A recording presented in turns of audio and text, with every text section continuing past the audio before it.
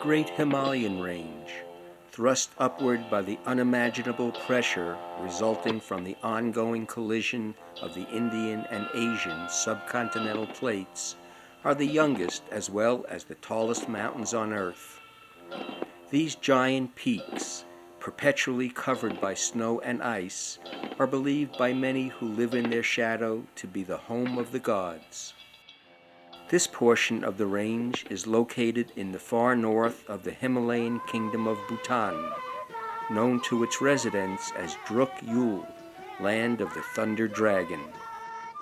Covering an area of 18,000 square miles, about half the size of Indiana, Bhutan's population consists of only 1,200,000 people. During our visit to this rugged mountainous land, we would travel from Paro in the west to Thimphu, the capital.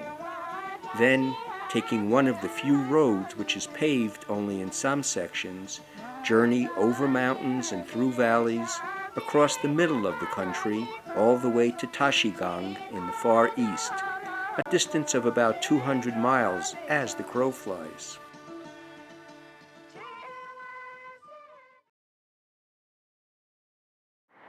Our visit to Bhutan began in Paro. Paro is considered the most beautiful of Bhutan's valleys. Here the Paro Chu, as the Paro River is called, flows south from its watershed in the Chomolari Range through a patchwork of rice paddies and wheat fields. The town of Paro, the largest of several settlements scattered throughout the valley, is built on the banks of the river. Bhutan's inhabitants fall into three ethnic groups. Broadly speaking, those who live in Paro are descendants of Tibetan immigrants who came from the 9th century onward. The earliest inhabitants are of Indo-Mongoloid origin and live primarily in the east. The third group are the Nepalese, who began to arrive towards the end of the 19th century. Bhutan is a developing nation, and education lies at the heart of the National Development Program. The system is state-run and co-educational. Tuition is completely free, as are all materials and health care. It was interesting to see that customers don't go into stores in Bhutan. They stand outside and make purchases through an open window.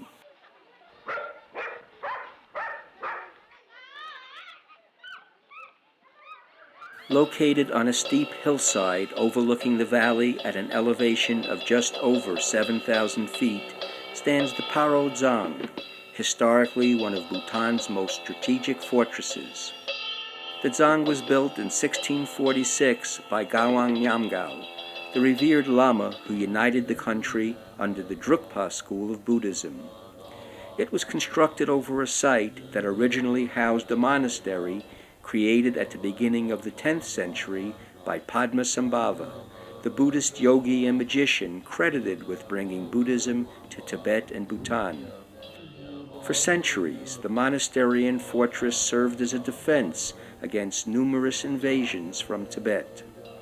The building was destroyed by fire in 1907 and rebuilt shortly thereafter. Today, the Dzongs found throughout the country function as centers of religious education and leadership and civil authority.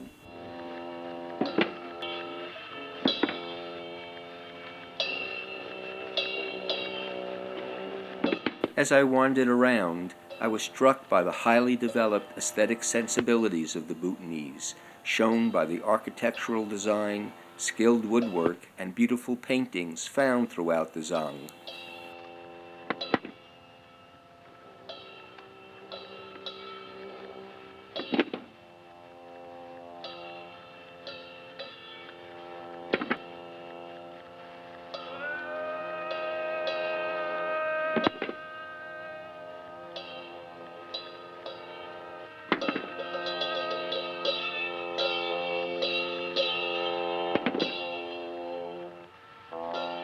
An ancient watchtower, which has housed the National Museum since 1967, stands atop a hill above the Dzong. The next day, we continued our exploration of the valley. Bhutanese farmers still till their land using the age-old method of a wooden plow pulled behind two bullock. The work looks slow, tedious, and backbreaking.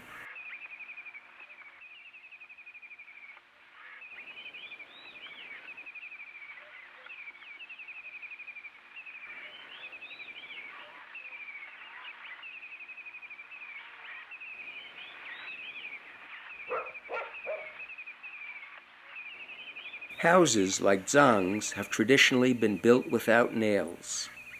Animals are kept on the ground floor. The first floor is the family's living area, and the top floors are used for sleeping. Further up the valley, we came upon Druk Yul Dzong, built to celebrate a military victory over Tibet. The Dzong was destroyed by fire in 1954. Considered sacred, Chomolari, abode of the goddess of the same name, towers above the valley at an elevation of 23,997 feet. Kyuchu Lakang, one of Bhutan's oldest and most sacred monasteries, dates back to the 8th century when Buddhism was first introduced to the area. The Buddhist faith has had a central role in shaping the course of Bhutan's history. Religious and secular powers were almost always intertwined. Eventually, in 1639, the country was united under the Drukpa Karjupa school of Buddhism.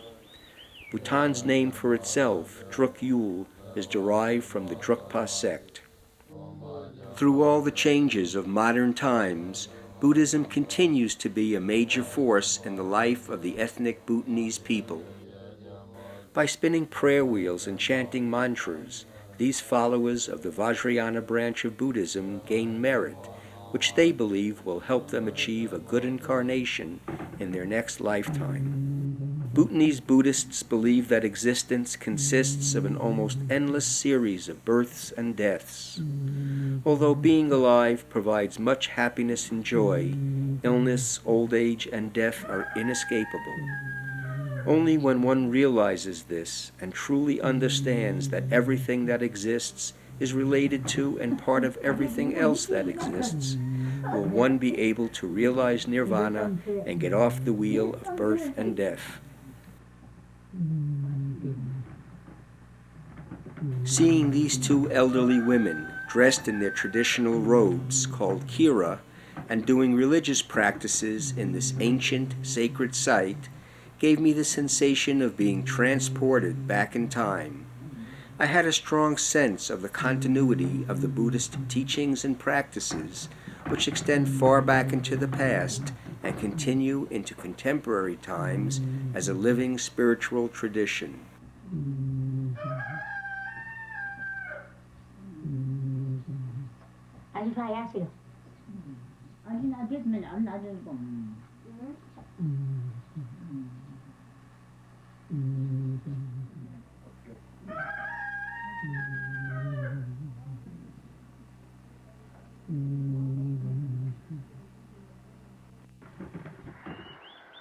Across the valley from the Kyuchu Lakang, the Taktsang Monastery sits perched on a sheer 3,000-foot rock face. The name Taktsang literally means the tiger's nest and refers to the legend that Padmasambhava flew to this spot from Tibet on the back of a tiger. Our visit to the monastery would require a more mundane mode of travel, a strenuous several-hour-long hike up a winding switchback trail on the steep mountainside. As we got closer, the trail took us higher than the buildings themselves, and we had dramatic views of the Paro Valley below. The trail then dropped down, going past this beautiful waterfall. The sunlight playing through the spray of water created a faint rainbow.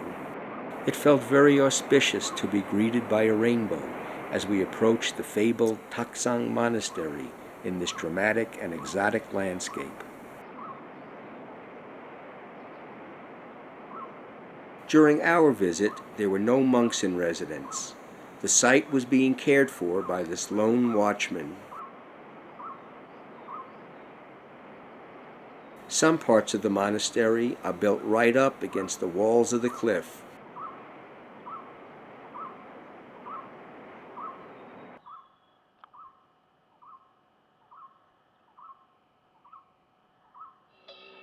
Brocade decorations hung from the ceiling, and colorful paintings covered the walls of the main prayer room. The paintings illustrated events from the lives of famous yogis and other revered lamas. This image shows Padmasambhava in wrathful form on the back of a tiger.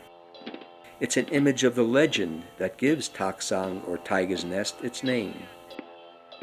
Others depict the male and female deities of the Vajrayana pantheon.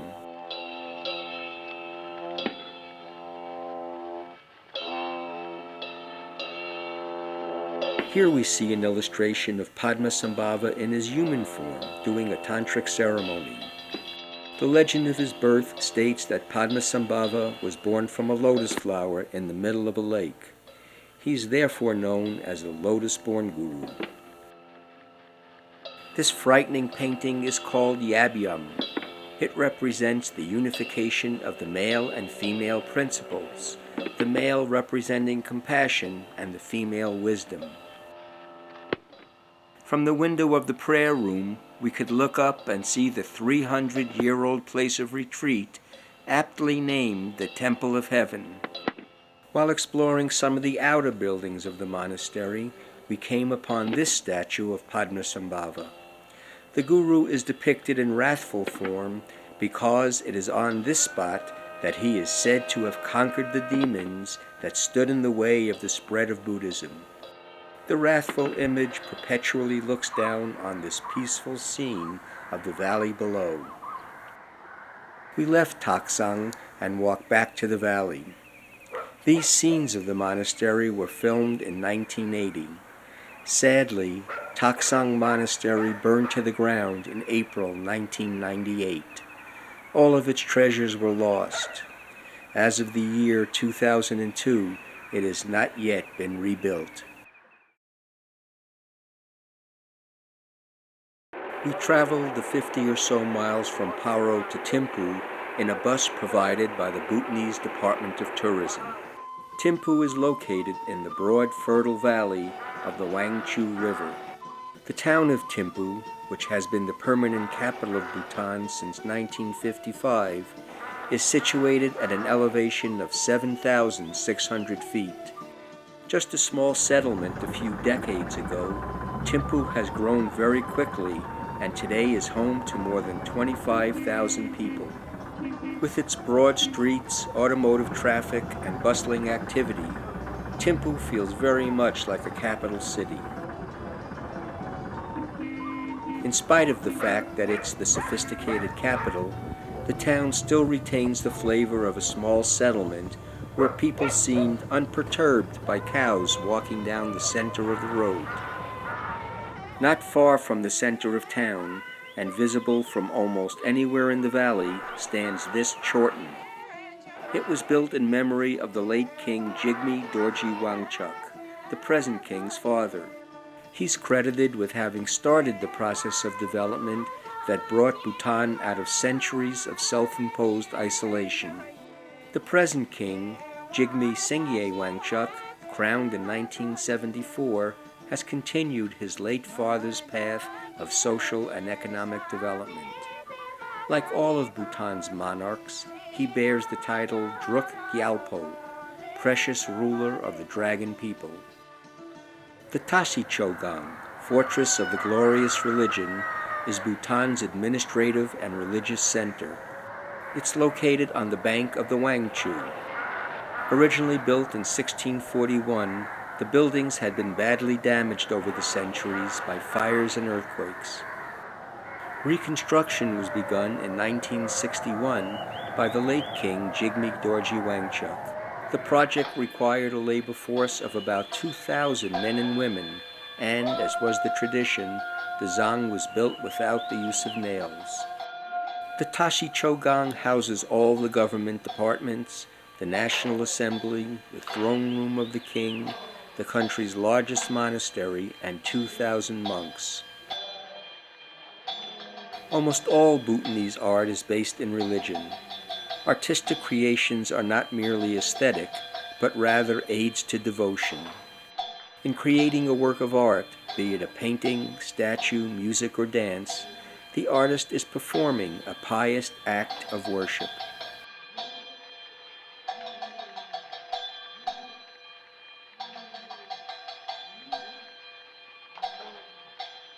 The area of the Dzong is considered sacred by the Bhutanese, and many walk around it reciting mantras and spinning handheld prayer wheels. Any Bhutanese person may enter the grounds, but men must wear a traditional shawl. Saturday is market day in Thimphu. Like farmers' markets in many parts of the world, producers come from far and wide in order to sell their products to the people who come to buy or just browse and enjoy the festivities.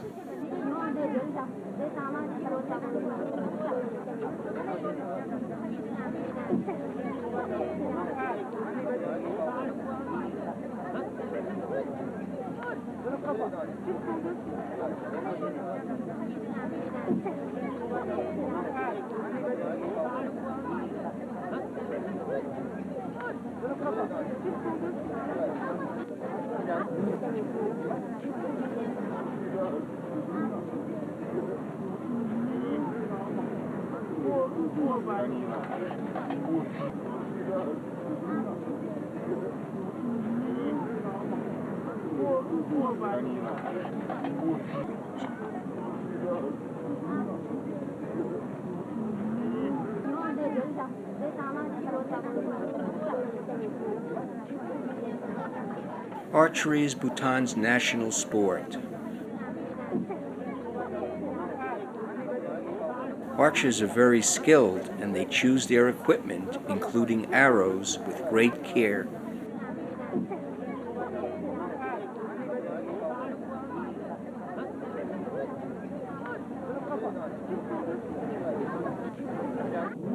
The arrow shafts must be strong and straight.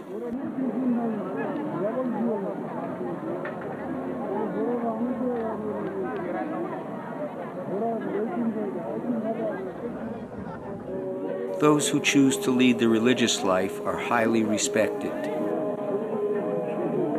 Rather than living in monasteries, some take up the life of wandering mendicants who rely on the generosity of lay people for their food and support. In turn, the lay people who donate to these ascetics achieve merit, thereby accumulating good karma.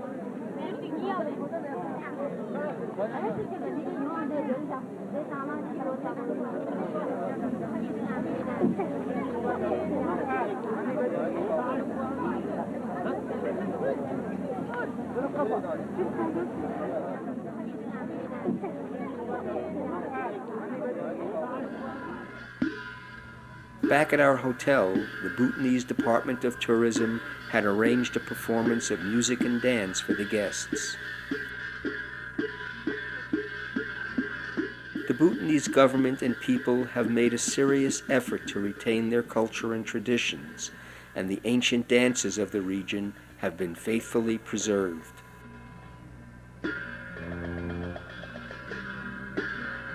Like many of its art forms, Bhutanese dances are most often inspired by the tales and legends of Buddhist history and mythology.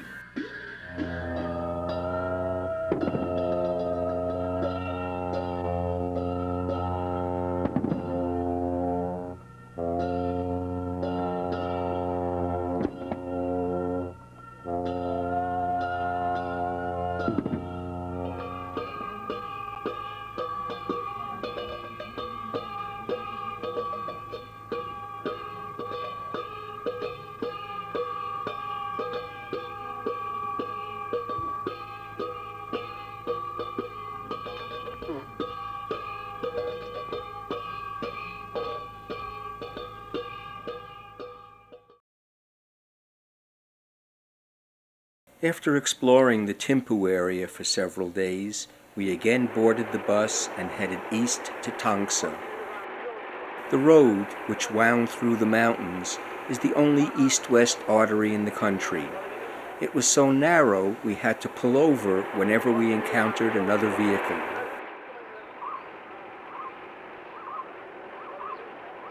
In many places, the road had been washed away by landslides. The crews repairing it were mostly Indian and Nepalese. Fearing their Buddhist culture would be overwhelmed by the Hindu Nepalese, the Bhutanese government expelled about 100,000 of them in the early 1990s. The sudden influx of refugees to Nepal caused a great hardship. Most of Bhutan's 1,200,000 residents live in small villages scattered throughout the countryside. The distance between these settlements appeared to be quite large. We got the impression that the country was not experiencing population pressures, unlike many of its Himalayan neighbors, such as Nepal, where overpopulation is a huge problem. In addition to farming, the villages raise yak and zo, which are a cross between a yak and a bull. They're used as beasts of burden and are also eaten. Because growing vegetables is very difficult in the high mountains, the Bhutanese diet consists of a great deal of meat.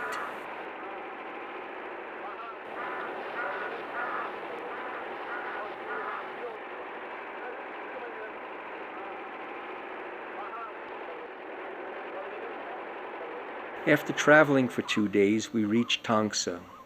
The Taktsang Dzong is ancestral home to Bhutan's royal family. The huge structure was built in 1648. Because of its strategic position, the rulers of Taktsang were able to control the whole of the eastern part of Bhutan for many centuries. As they were in the other Dzongs we visited, the architecture, stonework, and woodwork were very impressive.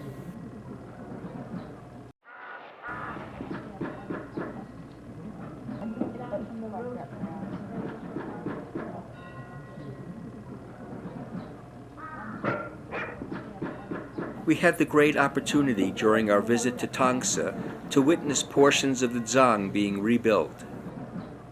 These workmen are all ordinary villagers, not professional craftsmen. All able-bodied residents of Bhutan are required to donate time to projects that benefit society. One workman I spoke to through an interpreter told me that most do so very willingly, not only because it gives them a sense of meaningful participation in their community, but because as Buddhists, they believe it contributes to their accumulation of merit.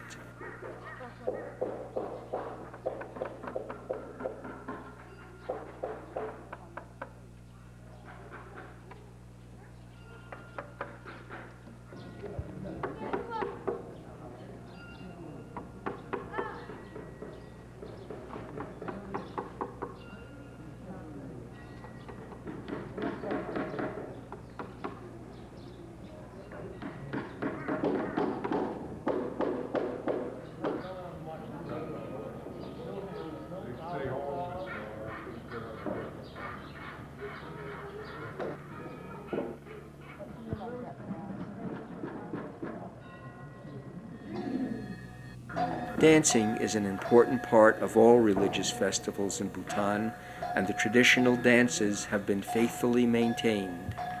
Dancers whirl, bend, and leap into the air to the rhythmic sounds of drums and cymbals. This group of men, wearing the traditional robe or ko, was practicing to participate in an upcoming festival to be held at the Dzong.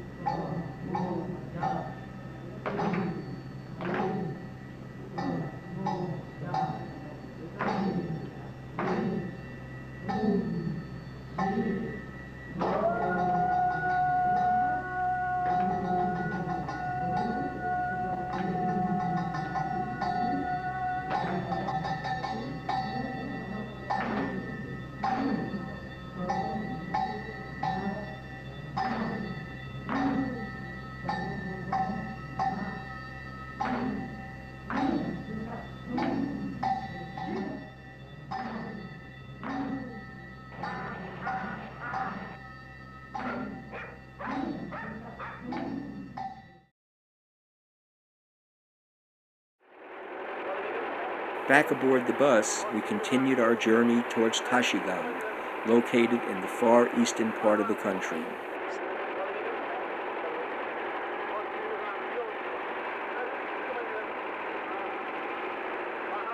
Stopping to visit another Dzong, we came upon these men engaged in an archery contest.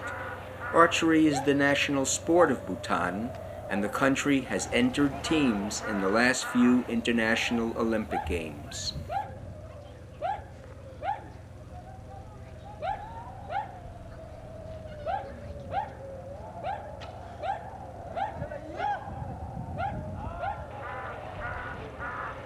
It was amazing to see that the arrows could land anywhere close to the small target at these great distances. So confident are the archers in their aim that bystanders mill about very near the target while the steel-tipped arrows are shot through the air at very high speeds.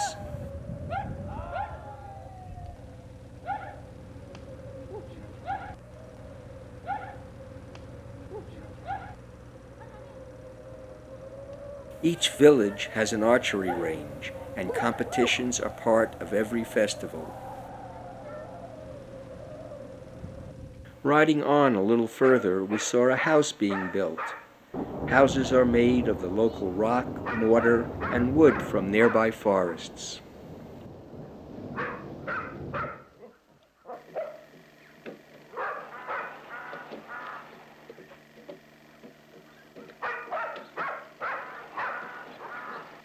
All of the lumber is shaped by hand, a time-consuming process that requires the labor of many workers.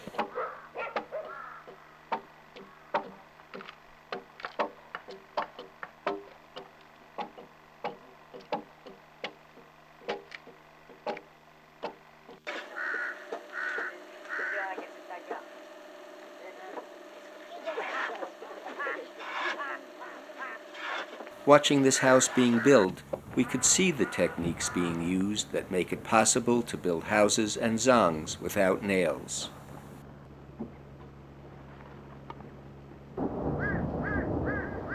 Before starting the construction, a shrine was built and offerings made in order to ensure the happiness, health, and prosperity of the future residents. Tashigang is the last stop on our visit to Bhutan. The Tashigang Dzong looks over the valley. The town was once the center of a busy trade route with Tibet. Although trade with Tibet has been discontinued, Tashigang still functions as the main market for people from the surrounding areas. We visited Tashigang in December, when the farmers were busy preparing the fields for the next season's crops. Subsistence farming is the main occupation in Bhutan. Because of Tashigang's lower elevation, farmers can grow wheat, corn, rice, and potatoes. After the fields have been plowed, the clods of dirt that remain must be broken up. This laborious job is done by women using long-handled wooden mallets. There are great differences between eastern and western Bhutan. The kingdom wasn't unified until the end of the 19th century, and prior to that, many wars separated east from west. The eastern dialect is so different from the western that the two groups find it difficult to understand each other.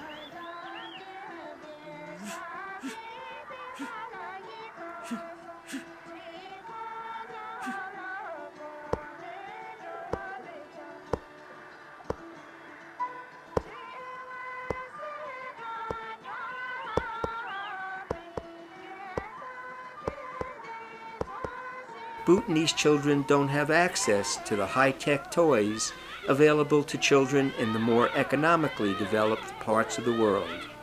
But that doesn't stop them from playing and having fun.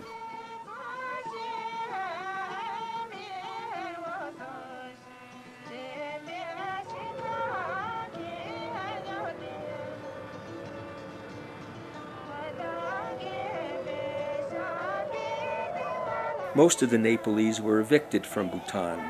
Many are still languishing in refugee camps in Nepal.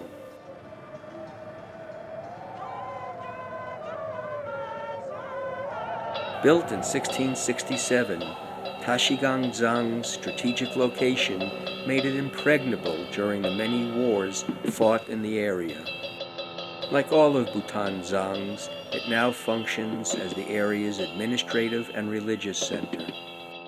The Dzong is unusual for the fact that it has only one courtyard.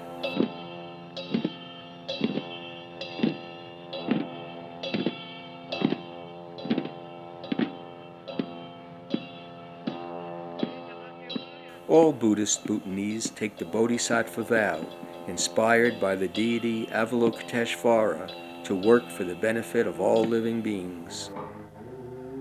We met this elderly gentleman in one of the Dzong's inner sanctuaries.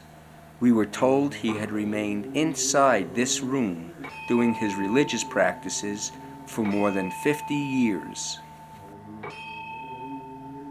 While many people might conclude that a life lived in isolation and prayer is wasted and selfish, for others who have deeply held religious beliefs, such a life is the best way to fulfill the Bodhisattva vow to work for the benefit of all living beings. Our journey to Bhutan was coming to an end.